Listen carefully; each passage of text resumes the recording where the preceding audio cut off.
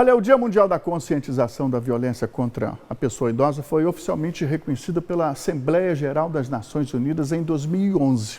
Isso foi após a solicitação da Rede Internacional de Prevenção ao Abuso de Idosos, que estabeleceu a comemoração em junho de 2006. Olha só, hein?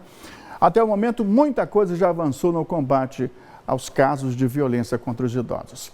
E para falar sobre esse assunto, tenho um prazer de receber aqui no estúdio, olha, a Zeneida Ferraioli, isso mesmo. Obrigado pela presença aqui, uma ótima tarde para você. Parabéns pelo trabalho que você desenvolve junto aos idosos. Antes de mais nada, deixa eu falar para vocês uma coisa. A violência contra o idoso pode ser definida da seguinte forma. Olha, é um ato único, repetido ou a falta de ação apropriada, ocorrendo em qualquer relacionamento em que existe uma expectativa de confiança que cause dano ou sofrimento a uma pessoa idosa. Esse é o resumo do que significa violência ao idoso. Mas como é que é possível identificar, né? Como é possível identificar um idoso está sendo vítima de violência? Não apenas física, não, mas psicológica, e muitas das vezes é pior do que a física, não é isso? Sim, sem dúvida, né? A psicológica é sempre pior, inclusive a física gera a psicológica também, né? E às vezes é muito difícil detectar, porque como normalmente esses casos, ou pelo menos a maior parte deles, acontece dentro de casa, no âmbito familiar, né? Esse idoso ele acaba querendo proteger esse familiar, às vezes um filho, o próprio filho, né, comete essa violência, e o idoso, para poder, né, proteger esse filho, se cala. Então, existem algumas maneiras da gente tentar perceber, como no caso da autonegligência, né? A gente considera até a autonegligência como uma forma de violência, porque o idoso ele para de se cuidar, né? Ele deixa de ter seus cuidados básicos em função dessa violência que ele vem sofrendo. Inclusive, uma das mais comuns que a gente tem visto, até mesmo nesse momento de pandemia, tem sido a questão do abuso financeiro, né? Porque as pessoas estão muito em casa, não sei o quê, e o idoso tem sua aposentadoria. A Exatamente. Aposentadoria tá certa, Eu ia entrar nesse assunto justamente porque muitas famílias dependem financeiramente da aposentadoria de alguns idosos, né? Ou seja, aquela pessoa que trabalhou a vida inteira, tem lá a sua aposentadoria, que era para descansar, teoricamente usar o seu dinheiro para você, para ele mesmo. Não, mas alguns se sentem na obrigação de até de voltar a trabalhar ou continuar trabalhando, mesmo com a possibilidade de aposentadoria. Agora, como lidar numa situação dessa? O ideal seria que o idoso, né, que sofre algum tipo de violência, que ele possa fazer a denúncia. Ou se você souber, né, você também pode denunciar, né? Mas o certo seria se todas as pessoas, né, que trabalham com o idoso, né, tivessem um pouquinho de atenção no que esse idoso está falando, que por trás, às vezes até mesmo no olhar, né, a gente consegue perceber que esse idoso está sofrendo alguma violência. Existe uma violência que às vezes passa muito despercebida, que é também, né, retirar do idoso a sua autonomia.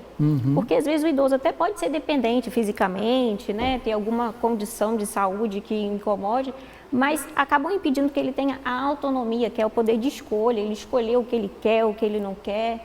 No início da pandemia tinha muita piada, né, idoso quer ir para a rua, quer ir para... Mas pararam para explicar o porquê que não pode ir, as pessoas só queriam mandar. Exatamente. Passa a mandar. Não, sai de casa, fica aqui. Exatamente. E isso vem crescendo e traz consequências até graves, né? Se a gente parar para pensar, de acordo com os dados mais recentes do DataSUS, temos, a média são 1.900 idosos por ano cometendo suicídio. É complicado. Então, esse caso está se agravando, né? As consequências, né? O que motivou, na verdade, esse suicídio, esse número alto de suicídio, a gente tem que investigar para tentar normalmente evitar. Está em função disso, né? Dessa violência, né? A questão financeira também às vezes pode acontecer, os filhos saem para trabalhar e acham que os pais têm que cuidar dos filhos dele, no caso dos netos. Só que nem sempre essa avó tem, né, essa condição de cuidar desse neto e fica lá, cuidando dos netos, os outros sair para trabalhar.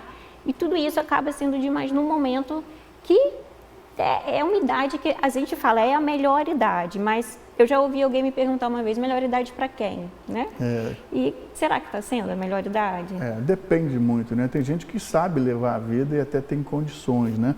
Mas em muitas partes do mundo, gente, o abuso de idosos ocorre sem que haja reconhecimento ou resposta. Pois até recentemente, esse grave problema social, gente, estava oculto à vista do público e era até considerado um assunto privado, tá? Não era da porta para fora, não.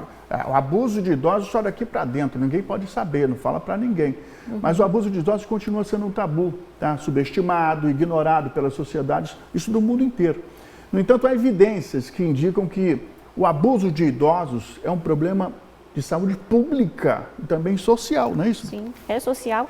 Inclusive, né, uma das formas do abuso, né, da violência, é a violência social, esse preconceito com o idoso, né, que é algo socialmente construído. Se a gente parar para pensar lá no início, né, na época do cristianismo, quem é que tinha todo o poder? Né? Eram os idosos, né? Eles eram a voz da experiência, da sabedoria. E aí depois da industrialização que eles perderam, né, o papel dele, porque ficou tudo voltado para um capitalismo, tem que produzir, e esse idoso passou a perder tudo. Então a sociedade já olha para esse idoso com um certo preconceito e como, se a gente tem criança, né, que sofre violência, se a gente tem as mulheres que sofrem violência, se a gente tem idosos que sofrem, vamos dar mais importância para as crianças e para as mulheres e vamos deixar de falar dos idosos, né, como se não tivessem.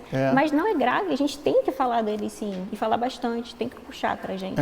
Ele não é mais produtivo, então vamos dar atenção, né, àqueles que podem nos dar algum retorno. Muito pelo contrário, a experiência, gente, não tem preço. E a experiência de vida, mesmo que seja de vida, não vou nem falar no profissional, tá? Mas a experiência de vida de um idoso, isso é de grande valia para qualquer um. O próprio termo, né?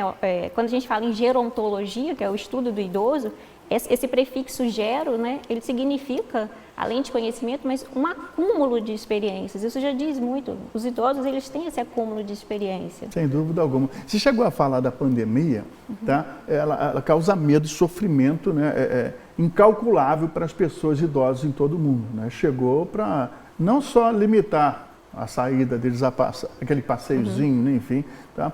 Mas como lidar nesse momento de pandemia com os idosos tendo a pouca liberdade que tinham, cerceada? Então, eles já tinham pouca, né? Principalmente aqueles que tinham pouca autonomia. Com essa pandemia, muitos, né, começaram a sofrer mais pela questão de reduzir muito, né, a rede social deles. Às vezes, né, a rede de apoio deles. Às vezes a rede de apoio é a família deixou de procurar. E sequer explicou para esse idoso, né, o porquê, não sei o quê, e fala, mas ele não está entendendo, ele de fato não está entendendo.